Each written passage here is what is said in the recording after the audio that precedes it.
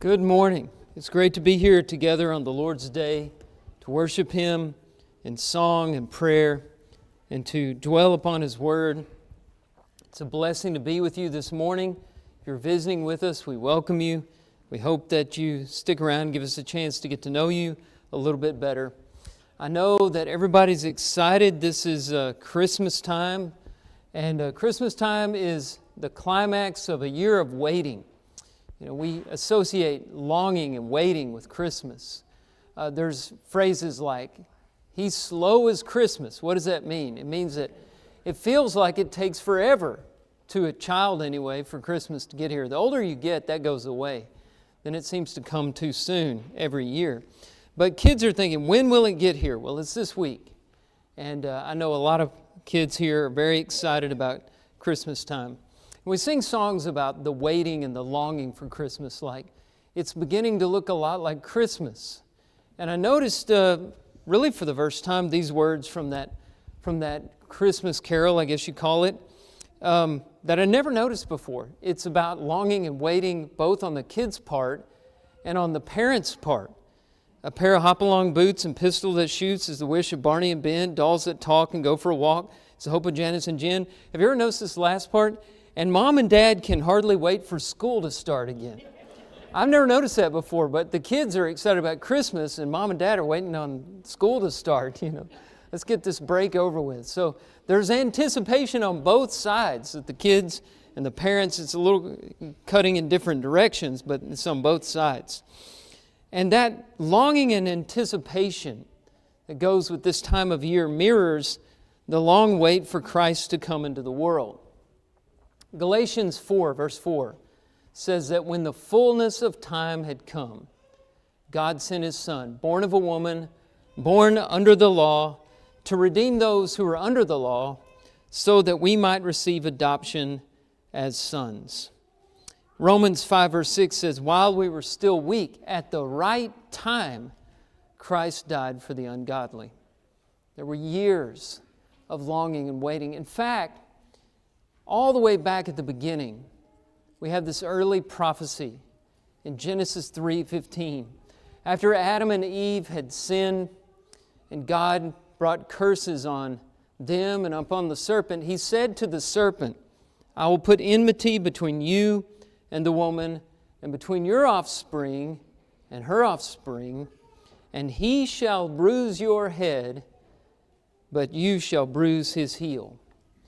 Whoever this would be, prophesied about thousands of years before, whoever this would be, would deal a fatal blow to Satan, while Satan would inflict not a fatal blow, but a blow to the heel. And this is a prophecy of the crucifixion and, of course, the redemption of mankind. But it took a long time for that to come, a long time for Christ to come into the world. There's a 1,200-year-old hymn that I'd like to share with you that illustrates the longing and anticipation. O come, Emmanuel. Of course, we know Emmanuel means God with us, and it's the name that the angel gave Joseph, that he would call his son in accordance with the prophecy of Isaiah, from Isaiah 7:14. O come, Emmanuel. The hymn goes, redeem thy captive Israel, into that into exile drear is gone, far from the face of God's dear Son. Rejoice, rejoice, Emmanuel shall come to thee, O Israel. O come, thou dayspring bright, pour on our souls thy healing light. Dispel the long night's lingering gloom, and pierce the shadows of the tomb. Rejoice, rejoice, Emmanuel shall come to thee, O Israel. That longing and anticipation that we feel this time of the year is mirrored by a greater longing the world had for Christ to come into the world. And I think it's mirrored also in the healing event we're going to discuss this morning from John chapter 5, the healing of the lame man at Bethesda. Wayne read that to us just a moment ago from John chapter 5. John tells us this man had been an invalid for 38 years. There are other healings where that time frame is given. the time that the person healed by Christ had been sick. For example, in Mark chapter 5, verse 25, he heals a woman who had had an issue of blood for 12 years. In Luke 13, he heals a woman who had been bent over and couldn't straighten herself for 18 years. Now, you may hear those numbers and think, well, 18 years ago, 12 years ago, 30, even 38 years ago, doesn't seem that long to me from my perspective. But if you've been suffering for that long a period of time, time moves a lot slower. And the length of time, the longing and the anticipation, the degradation of hope is greater in those situations. And that's why the gospel writers give us those numbers. They want to show us how long these people have been waiting for the great physician to come and to heal them. And I want to remind you of what I said at the introduction of this series. We're not looking at these healings just as physical relief, but we're also looking at them as a signpost to something greater. And what it points out in general is that Jesus came not just to heal sick people, but to heal the whole world of the greatest ailment, the ailment of sin.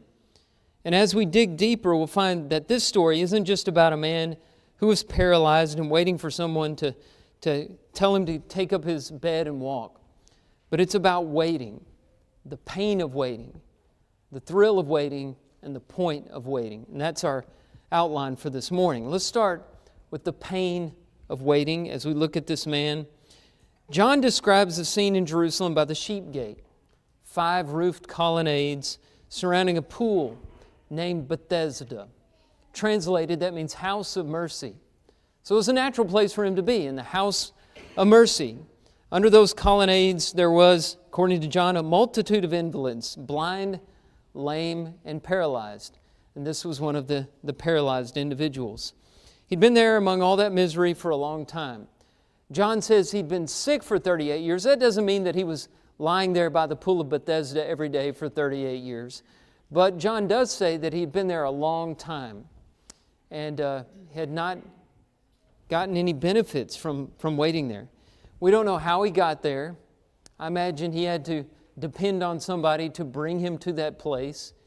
And he couldn't move from his position until someone came and got him and took him back to whatever home he lived in. It was an existence where he could do nothing for himself, totally dependent on other people.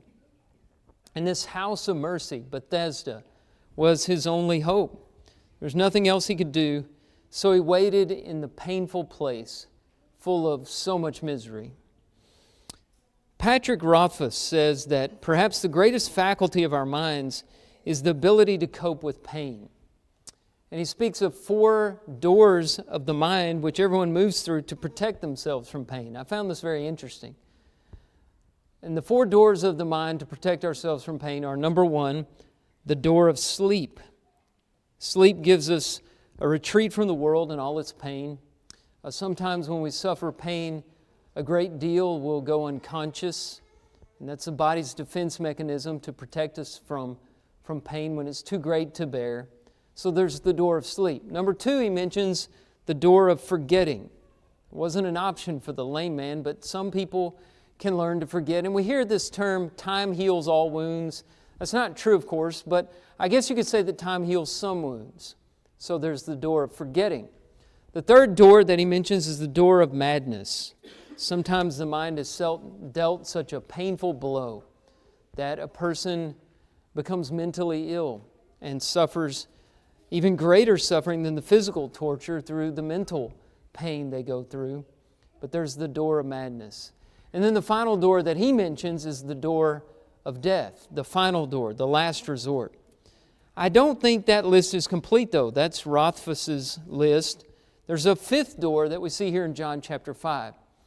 That's the door that the lame man has chosen to take, and it's called the door of hope. Hope waits for things to change. We see him hiding behind this door, believing, not knowing exactly how it would be, but believing that there was some change available to him, some healing, some retreat from the pain. That's what we usually think of when we think of waiting. We think of pain. We don't talk about waiting unless it's uncomfortable. We wait in drive-through lines. We wait in waiting rooms at hospitals and doctors' offices. The doctors like to call it reception areas, waiting rooms. We wait in the long lines at the shops, and we do our best to pass the time in whatever way we can. Waiting is associated with discomfort at the very least, and you could say pain, especially in this man's condition. Paul describes the waiting as groaning. I want you to look at Romans chapter 8, verse 23. He says, not only the creation, but we ourselves who have the first fruits of the Spirit groan inwardly as we wait eagerly for the adoption as sons, the redemption of our bodies. He's talking about the experience of life on earth, and he describes it in terms of groaning. You don't groan when you're feeling great. You groan when you're not feeling well at all, when you're in pain. And so we know that there is a pain to the waiting, but there has to be a reason for the wait. We'll get to that in just a moment. But before we do, I want you to think about another aspect of waiting, maybe one that you haven't considered before, and that is the thrill of waiting. Now, notice this statement of Paul again that we just talked about in Romans 8:23. He doesn't just say we groan inwardly in the wait, but he says we groan inwardly as we wait eagerly for adoption as sons, the redemption of our bodies. That's something that we usually don't consider, groaning and being eager at the same time. Is it even possible? What is Paul talking about here? The language there pictures someone standing on tiptoe, anticipating a wonderful sight. And that's the position we're in, groaning, but groaning in anticipation of fulfillment. The difference between our groaning and the groaning of the world in general is like the difference between a hungry child in a third world country and a husband who has skipped lunch in anticipation of enjoying an anniversary dinner with his wife. Two different kinds of hunger, two different kinds of groaning, two different kinds of pain. One that's just pain with no hope, and the other, pain with eagerness, with, you could even say, a thrill. There's eager expectation and a mysterious longing in this lame man's waiting. There is a variant that appears in the King James and the New King James that we don't have in the ESV or the other translations we use. It wasn't in the reading that Wayne gave, and so I want to share it with you now. If you have a King James or New King James, you'll find this. It most certainly did not appear in the original, but I think it backs up a superstition that truly existed and that was on the lame man's mind as he lay there by the pool of Bethesda. Now here's how it's explained in the New King James. In these roofed colonnades, porticos, there lay a great multitude of sick people, blind, lame, paralyzed. Now here's where the variant begins. Waiting for the moving of the water. For an angel went down at a certain time into the pool and stirred up the water. Then whoever stepped in first after the stirring of the water was made well of whatever disease he had. I don't believe that supports an actual thing that was happening. I do believe there's some kind of mysterious welling up of the water that occurred maybe from a spring underneath the water, or something that was explained by this superstition, that each day an angel would come and stir the water, and the first sick person into the pool at the stirring of the waters was made well. Now, if it wasn't true, then how was it supported for so long? Well, people will believe just about anything when they're in pain. They'll believe just about anything when they're searching for a cure. And also, you can see how the lack of healing would be explained. Because when people are all rushing to the water at the same time, and there are multitudes there, and you go in and you think you're the first, but you don't get healed, you could easily surmise, well, I guess somebody got there just a fraction of a second before I did, and so they got healed and I didn't. I'll try again tomorrow. Now we know this was on the lame man's mind because he was there, and there was a multitude of others there, and what were they doing there? Just waiting, if it wasn't that there was some expectation of being healed. And not only that, in verse 7, his response to Jesus was, "Sir, I have no one to put me into the pool when the water is stirred up, and while I'm going, another steps down before me." So maybe the variant wasn't original with John, but it explains why the man was there, and explains his statement there in verse 7. And it shows that with the pain of the waiting, there was a thrill, a mysterious longing, this desire, this hope that was kindled in his heart that something was going to change. And in life we often find that at the end of the waiting, there was more of this thrill, more of the longing in the wait than in what we perceive to be the fulfillment of what we had been anticipating. We call it the thrill of the hunt, or we say enjoy the ride, or we say it's the journey, not the destination. You've heard these things before, and all it is a description of how the hunt, the journey, was more exciting as we look back on things in hindsight than the actual fulfillment of what we had been anticipating. It's true at Christmas time. There's all the shopping and all the celebrating and all the lead up to the climax, all the movies and the songs. And then Christmas comes and it's gone like that, and we get the holiday blahs or the Christmas blues. It's all over. And then we got to go back to work and we got to get back to life as usual. The arrival is never as fulfilling as we expect it to be. And maybe there's a reason for that. And this lame man found out this reason. Maybe it's because we haven't actually ever reached what we're truly longing for. That this anticipation mirrored at Christmas time, and the anticipation that this man had, he thought of this angel healing him according to some superstition, this anticipation of all the good things that we think we want in life, when we get them, it doesn't quite feel as fulfilling as we thought. Maybe it's all about something more than earthly things. Which brings me to the third point. And that is the point or the meaning of waiting. John points out something very important to our understanding of what's going on here in verse 9. He says, now that day was the Sabbath. Now this is interesting and it's important. There are several healings that occurred on the Sabbath. And I don't think this was by accident. The Bible writers don't waste space. So when they tell us these details like this, we need to pay attention.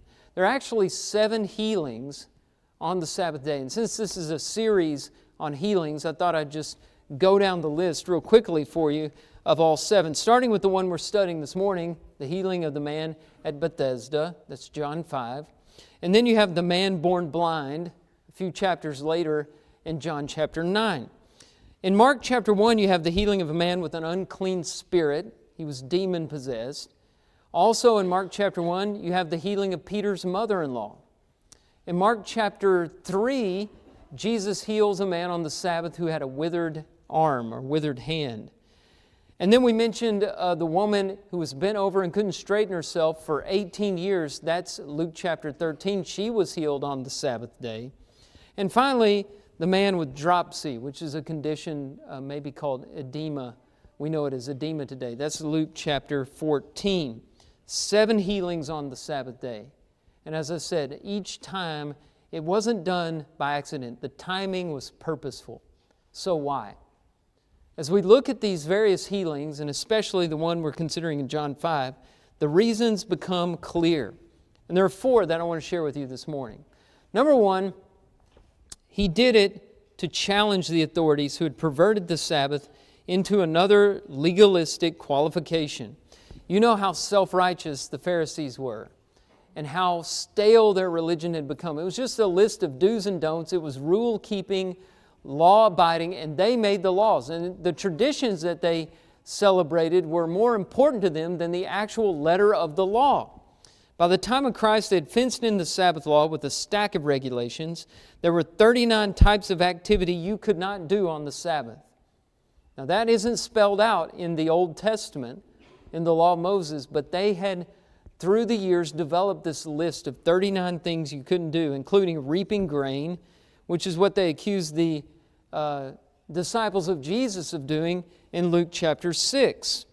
And here in John 5, you see them confronting the lame man. He apparently is doing something on this list of don'ts. Verse 10, look at what they say. It is the Sabbath, and it is not lawful for you to take up your bed. Now, can you find a regulation in Genesis through Deuteronomy that says, "Thou shalt not take up thy bed to walk on the Sabbath day"? It's not there, but it was in the traditions of the elders of the Jews. And the man told them that the man who healed him told him to do it. So they asked, verse 12, "Who is this man who said to you, 'Take up your bed and walk'?" But the interesting thing is, this lame man didn't know who had told him. He'd never met Jesus before, never heard of him. So he didn't know how to answer their question. But later Jesus found him. He does this again in John 9. When the blind man there didn't know who he was, he went and found him later. Well, he went and found this lame man, which shows another element of the compassion of Jesus. He was concerned about people. He went up and checked on him and identified himself. And so the man went back and told them it was Jesus who had healed him. And verse 16, John tells us this was why the Jews were persecuting Jesus, because he was doing these things on the Sabbath. That was their main concern. He's healing people on the Sabbath of all days. In verse 17, Jesus angered them further, and he says as his explanation, "My Father is working until now, and I am working." It's a bit of a cryptic statement. They knew exactly what he meant. And here's what I think he was saying. The Sabbath is based on the seventh day of creation. 6 days God created the universe. On the seventh day, He rested. And that was later reflected in the Sabbath day ordinance. Now, that doesn't mean that God quit doing things altogether. It means He stopped one kind of activity and rested from that and picked up another kind of activity. He ceased His creative activity and picked up the sustaining activity that keeps us all alive and keeps the planets in orbit, keeps all the laws of physics going, and this whole world in existence. And if the Lord were to take His mind off of that for 1 second, it would be like when you wake up from a dream. It would completely disappear in a moment. And so the Bible talks of God's sustaining activity as opposed to the creative activity. He's not creating anything new now. He's just keeping in balance that which was created in the first 6 days. And that's what it means when it says God rested on the seventh day. He's still active every day of the week. So Jesus says, my Father is working up to now. He's working today, on Saturday, on the seventh day, on the Sabbath. And I, who am like the Father, who am equal with the Father, I am working. When He said that, they had a negative reaction. John says in verse 18, this is why the Jews were seeking all the more to kill Him, because not only was He breaking the Sabbath in their point of view, but He was even calling God His own Father, making Himself equal with God. So the first reason He did this is to show His equality with God, to show that He was the Son of God, and to challenge the authorities who were putting burdens on the shoulders of the people too heavy to bear and not helping them to lift even with a finger. But secondly, He did this to demonstrate compassion and decency. I'm looking at parallel accounts here, other accounts of Sabbath healings. And one that we mentioned was Luke chapter 6, where He heals a man with a withered hand. And He says in Luke 6, verse 9, I ask you, is it lawful on the Sabbath to do good or to do harm, to save life or to destroy it? Two things from that. First is, that's just common sense. Why would you pass by somebody who is hungry or sick and think you're honoring the Sabbath in doing that? I mean, that simple question. Is it lawful to do good or to do harm? Well, who would say it's lawful to do harm? The second thing to point out is, by doing nothing, you can do harm. When you ignore a need that you could take care of, I'm not saying you're responsible for the whole world and all its ills, but if there's someone in your network, in your area of influence that needs help, and you have the means to help them, and you neglect that, according to the golden rule, by doing nothing, you're doing harm. Jesus demonstrated compassion and decency. He was bringing common sense back to the law by healing on the Sabbath. Common sense that had been destroyed by the traditions of the elders, which brings us to the third reason He healed on the Sabbath, and that was to bring meaning back to religion. I go to Mark 2 here, where in verse 27, Jesus reminds the Pharisees, the Sabbath was made for man, not man for the Sabbath. In other words, man was not created to observe the Sabbath. That's not the purpose that God put us on earth, to observe the Sabbath once a week. But rather, the Sabbath was created to benefit us, to teach us the principle of rest, and to teach us more, which I'll get to in just a moment.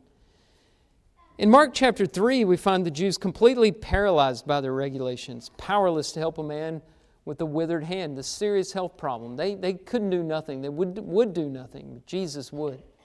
And then in Mark chapter 7, we see that their traditions, the tradition namely that you couldn't glean wheat from the fields on the Sabbath day, their traditions had made it impossible for them to any longer uphold the law. Now, there's nothing wrong with traditions themselves as long as they aid in doing God's will and don't get in the way of that. But what they had done is, in Jesus' words in Mark 7, made void the Word of God by their traditions they were keeping. And we have to look at everything we practice and ask ourselves, is this helping us keep the will of God, or is it getting in the way of keeping the will of God? And that's something, folks, we have to do year after year after year. Because you get in a rut and you start doing things just because they're the way we've always done them. And you stop asking, why are we doing this? And you just say, this is what we do. And if you do that mindlessly and thoughtlessly for very long, you find yourselves doing things that are blocking God's Word instead of assisting God's Word. And what we want is we have to develop traditions. We have to have ways of doing things. We have to, by our own discretion, develop methods. But we always need to ask ourselves and criticize them and think about them very carefully. Is this helping me, or is it hurting me? It had been a long time since the Jewish leaders had explored that and examined themselves. They had blinders on. They just wanted to keep their traditions and keep their position and hold on to their power. And Jesus didn't care about all of that. What He wanted to know is, what is the will of my Father and how can I do it best? And so that's another reason He healed on the Sabbath. They developed all these traditions that were getting in the way of the true meaning of Sabbath. And He was breaking those traditions to get them back to the real purpose of religion. All of this is connected. So the main point I want to make here is number 4. Finally, He did this, as we are saying, as a signpost to point to this important truth. There is rest for those who have waited long. This man had waited 38 years to walk. And here on the Sabbath day, a day of rest, Jesus was showing him what the Sabbath was really all about. The Sabbath, like all the other rituals and ceremonies of the Old Testament, was not the thing itself, but it was a shadow of the thing. It pointed to the thing. And it foreshadowed a lot. Sometimes people ask, why don't we worship on the seventh day? The Ten Commandments say, remember the Sabbath and keep it holy. It's because in the New Testament, Christians worshiped on the first day of the week. That's the easy answer. But the fuller answer is, in the New Testament, we're shown what that Sabbath day ordinance was all about. And it wasn't about the day, the time. It was about something much deeper. Just as the burnt offerings were about someone deeper. Just as the Levitical priesthood was about something deeper. Just as the Holy of Holies was about some place deeper. The Sabbath day was about something, someone, sometime deeper. First of all, it's about heaven. Hebrews chapter 4 verse 9 says, there remains a rest for the people of God. And he was not talking about Saturday. He was talking about the place to which we all hope for. He was talking about heaven, the dwelling place of God, the place where we will rest from our labors and our works will follow us. Revelation chapter 14, verse 13. That's one thing the Sabbath pointed to. Another thing that it pointed to was Christ Himself, the Lord of the Sabbath. Remember, the Sabbath means peace and deep rest. And that's what Jesus is to us. He says, I am Lord of the Sabbath. And what He means is He is the Sabbath. He's the source of the deep rest we all need. You see, there is a work that lies under all of our efforts and all of our law-keeping and all of our tension in life, and it's the work of self-justification. We do this unknowingly. We start out this way in life. We think we've got to be good enough. We seek rewards for our behavior.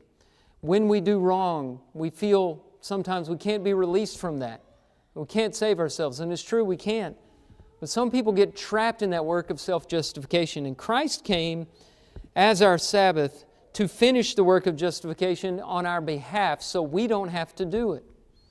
When God created the world on the seventh day, He finished the work that He had done. That's Genesis chapter 2, verse 2. The Sabbath is all about the completion of work. And I want you to think about that and draw a line from the seventh day of creation all the way to the cross of Calvary,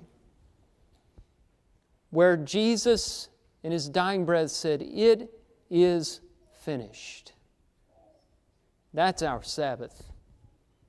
The Savior who finished the work we couldn't complete. He lived the life that we should have lived, and He died the death that we should have died, so that God could be satisfied with our lives, sinful as they be. Without that, we'd have no hope. And that's why Jesus healed on the Sabbath. It wasn't just about a lame man at the pool of Bethesda. It wasn't just about correcting some superstition about angels stirring the waters. It wasn't just about His power and His being the Son of God, although that's it. But it was on the Sabbath to show that there is rest for those who wait a long time. And the world has waited a long time for Christ to be born. And that's what a lot of people are thinking about this time of the year. And now we wait with the same eager expectation for Christ to return, to come a second time. And He is coming. And we should be waiting with just as much eagerness as the world anticipated His birth 2,000 years ago. And so Peter says in 2 Peter 3, 11 and 12, "Since all these things are thus to be dissolved, what sort of people ought you to be in lives of holiness and godliness, waiting for and hastening the coming of the day of God, because of which the heavens will be set on fire and dissolved, and the heavenly bodies will melt as they burn." We wait for and we hasten the coming of the day of the Lord. We do it groaning in pain, but also with thrill as we anticipate with this mysterious longing that can only be fulfilled by Him when He comes again. That's the point of the waiting, and that's what our hope is today. Is that your hope? Is that your longing and your expectation? Have you been dissatisfied for a long time, seeing your longing come to completion without the fulfillment you expected? It's because you've been waiting on the wrong thing. Turn your hopes to Jesus. Wait for Him. He is your Sabbath. He is your rest. And if you need help with that, come now as we stand together and as we sing.